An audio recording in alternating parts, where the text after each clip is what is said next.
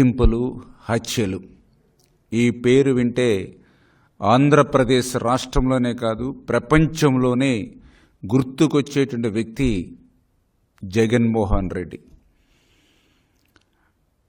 అటువంటి వ్యక్తి ఈరోజు హింస గురించి, హత్యల గురించి మాట్లాడుతూ ఉంటే రావణాసురుడు వచ్చి రామాయణం చెప్పినట్లుగా ఈరోజు ఉన్నటువంటి పరిస్థితి.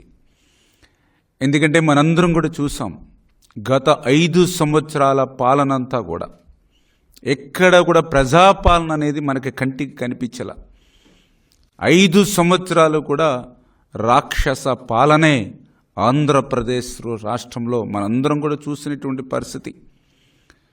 ప్రతిరోజు, ప్రతి నెల, ప్రతి సంవత్సరం 30 యాక్ట్లు ప్రతి జిల్లాలోనూ కూడా అమలు చేసినటువంటి పరిస్థితి. 144 సెక్షన్లతో నిత్యం పాలన నడిచినటువంటి పరిస్థితి.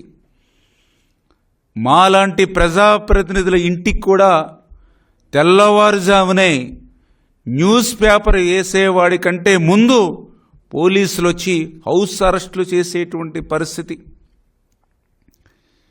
ఇటువంటి దుర్మార్గమైనటువంటి నియంతృత్వ, నిరంకుశత్వ పాలన నుంచి మొన్న జరిగినటువంటి ప్రజలు విముక్తి కోరుకుని తెలుగుదేశం, జనసేన, బీజేపీ ఎన్డీఏ ప్రభుత్వానికి అఖండ విజయాన్ని, ఆంధ్రప్రదేశ్ రాష్ట్ర చరిత్రలోనే ఆ చరిత్రనే తిరగరాసేటువంటి విధంగా మొన్న ప్రజలు ఏదైతే 175కి 164 సీట్లు ఇచ్చి ఏదైతే ఎన్డీఏ ప్రభుత్వాన్ని గెలిపించారో, ప్రజాప్రభుత్వాన్ని ఏర్పాటు చేసుకున్నారో, దాన్ని చూసి వార్వలేక ఈవేళ జగన్మోహన్ రెడ్డి తప్పుడు రాతలతో, ఈవేళ తప్పుడు ప్రచారంతో ప్రజల్ని మరొక్కసారి మభ్యపెట్టాలనేటువంటి ఆలోచన.